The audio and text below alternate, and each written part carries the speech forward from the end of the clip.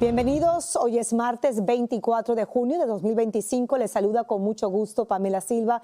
Muchas gracias por acompañarnos. El cese al fuego entre Israel e Irán se mantiene bastante cierta fragilidad luego de que ambos países intercambiaran ataques después del anuncio de esa tregua.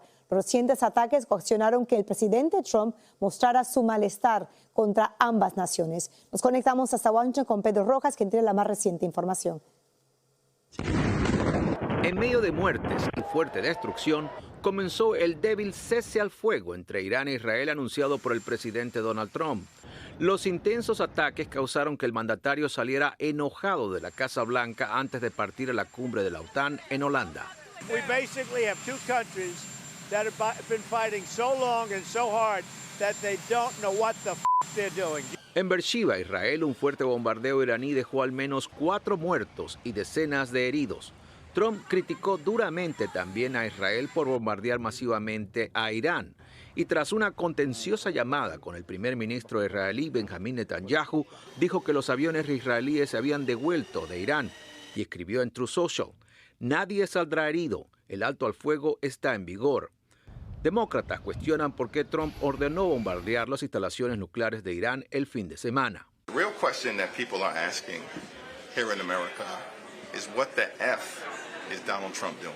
El informe de inteligencia sobre el ataque a Irán a congresistas y senadores fue pospuesto para el viernes 27 de junio. En el avión presidencial, Trump afirmó que Irán ya no busca tener armas nucleares y revertió su visión de cambio de régimen en ese país. Regime change takes chaos, and ideally we don't want to see so much chaos, so we'll see how it does. You know, the Iranians are very good traders, very good business people.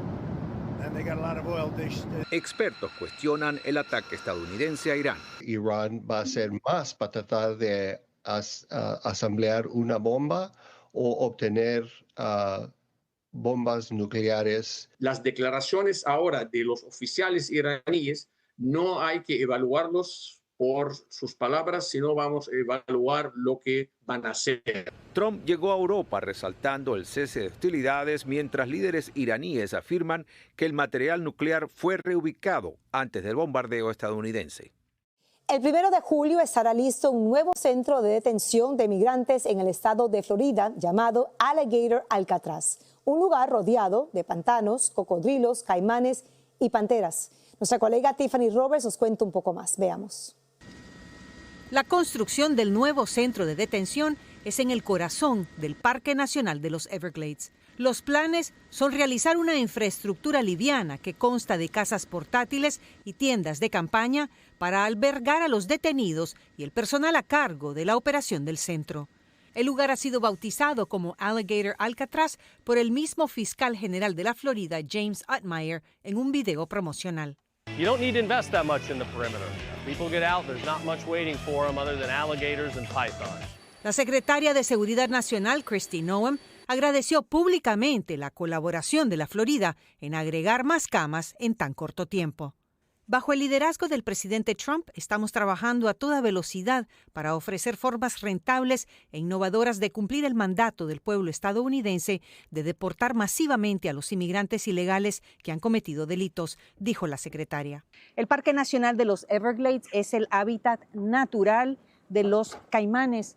Estamos a pocas millas de donde se está construyendo el centro de detención y aquí abundan estos reptiles. El Parque Nacional, además de ser área protegida, ha sido por cientos de años el hogar de la tribu Miccosukee, quienes por mandato constitucional están obligados a proteger su tierra. Because we go and collect medicinal herbs out there. We go out and hold ceremonies right adjacent to that facility. So in the future, are they going to start telling us we can't have our ceremonies there? El gobernador DeSantis invocó una ley de emergencia para apoderarse de esta tierra inhóspita, donde el calor y la humedad alcanzan niveles peligrosos. I wouldn't be surprised if someone dies out there in these conditions, not because of the alligators and the snakes, but the conditions that they're placed in. La tribu ha dicho que están agotando todas sus opciones para detener la operación de la prisión.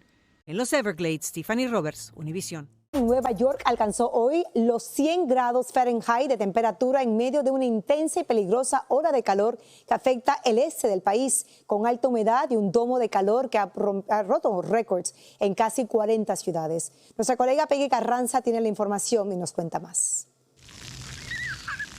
Con una temperatura de 100 grados en la ciudad de Nueva York, una ola de calor extrema podría dejar el día más caluroso en más de una década en partes de la costa este, según el Servicio Nacional de Meteorología. El calor brutal afecta a casi 160 millones de personas y podría seguir batiendo récords, dijo esta agencia. Lo que no impidió que Carmen Hernández votara en las elecciones primarias municipales. Está bien caliente. Pero aún así vas a votar. Oh, sí, por supuesto. Y si nieva y lo que sea, hay que hacerlo. Otro reto sería esperar en las plataformas del subway que acumulan calor. Realmente es la humedad que molesta, pero el verano es así, hay que disfrutarlo. La Autoridad Metropolitana de Transporte dice que su plan es inspeccionar vagones y autobuses para garantizar que funcione su aire acondicionado antes de ponerlos en servicio. Mientras, Amtrak anunció restricciones de velocidad horas después que pasajeros en Baltimore quedaran atrapados en un tren sin aire acondicionado. Compañías de energía pidieron conservar electricidad y miles sufrieron apagones, incluyendo en Pensilvania tras una tormenta. En Filadelfia se mantiene una emergencia por calor y en Nueva Jersey unas graduaciones requirieron atención médica. Por eso este tour tomó precauciones. Constantemente estamos tomando unos breaks, ¿verdad? Unos descansos, ya nos integramos a Central Park. Los meteorólogos dicen que un alivio llegaría más adelante en la semana. Casi 2 millones de deudores de préstamos estudiantiles corren el riesgo de sufrir embargos de salario este verano. Este grupo forma parte de 5 millones de personas que no han realizado sus pagos en más de un año, mientras que otros 4 millones están en un estado ya avanzado. Viviana Ávila tiene la información y nos amplía. Adelante, Viviana. Efectivamente, se trata de una situación preocupante porque, de acuerdo con el estudio de la empresa crediticia TransUnion, 2 millones de personas podrían verse impactadas en sus salarios. Esto representa 800,000 personas más que deben estos préstamos estudiantiles con relación a un estudio que se hizo el mes anterior. Pablo Benavides tiene trabajo y una deuda de préstamo estudiantil. Casi de 45 a 50 mil dólares estoy debiendo. Hasta el momento ha pagado sin falta su préstamo, pero de no hacerlo y retrasarse con sus pagos, el gobierno podría retenerle hasta un 15% de su salario para cobrar la deuda en mora. ¿Cómo el gobierno puede cortarnos un 15% de nuestros salarios si actualmente las finanzas y la economía del país está arriba y con los sueldos que tenemos ahorita no va a alcanzar? Y es que un informe de la empresa TransUnion pronostica que 2 millones de personas con deudas de préstamos estudiantiles podrían estar en riesgo de que parte de sus salarios sean embargados en este verano por no pagar a tiempo, lo que preocupa incluso a quienes recién acaban de obtener un préstamo estudiantil. Cada cheque está importante para pagar por algo en tu vida, para vivir en una casa o tener comida o para cuidar por sus hijos también. Y es que en mayo el Departamento de Educación reanudó el cobro de préstamos en mora luego de 5 años de pausa tras la pandemia.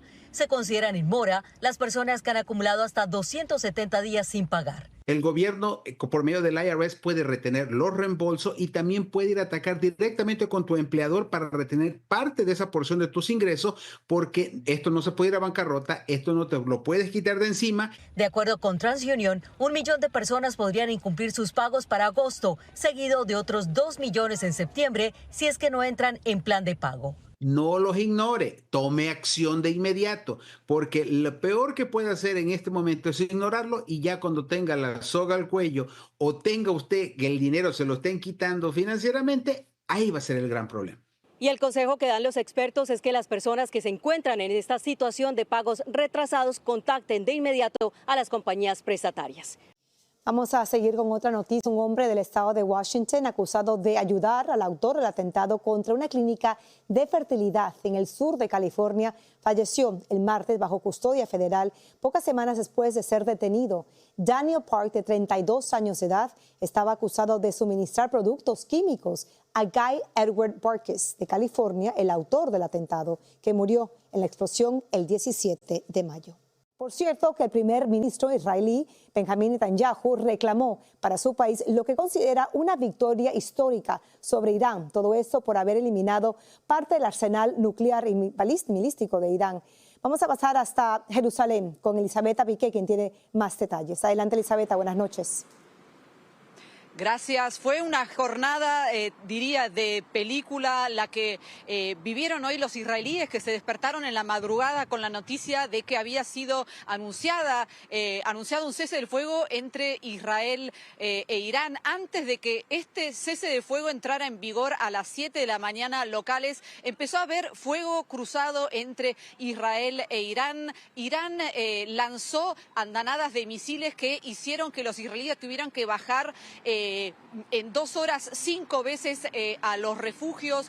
Uno de estos misiles causó una destrucción pavorosa en un edificio de Beersheba, en el sur del país, y también 4 muertos, con lo cual elevó a 28 muertos las víctimas fatales de la Operación León Ascendiente. Después de que entrara en vigor el cese del fuego, empezó a haber también acusaciones de cruzadas, de violación de un lado y del otro, hasta que ocurrió la intervención de Trump, que calmó las cosas, y enseguida todo cambió. Cambió el clima del escepticismo que había habido a la mañana. Empezó a haber alivio, un alivio que luego se vio en el levantamiento de las restricciones. Ya los restaurantes están abiertos esta noche. Mañana los chicos van a poder volver a la escuela. Los aeropuertos volvieron a operar paulatinamente, el de Jaffa y el de Ben Gurión. Y por la noche el primer ministro Benjamín Netanyahu hizo un discurso de la victoria. Dijo: hemos vencido, ya no existe la amenaza nuclear y ni siquiera la amenaza de misiles balísticos contra Israel. Volvemos al estudio. Y la Universidad de Columbia sufrió hoy un posible ataque cibernético que produjo cortes generalizados, lo que impidió el acceso a cualquier plataforma en línea. El Columbia Spectator, un diario de la universidad, dijo que varias pantallas fueron intervenidas y mostraron imágenes consideradas ajenas a las actividades universitarias. Al menos una pantalla de televisión en un dormitorio alegan que mostraba una imagen del presidente Donald Trump.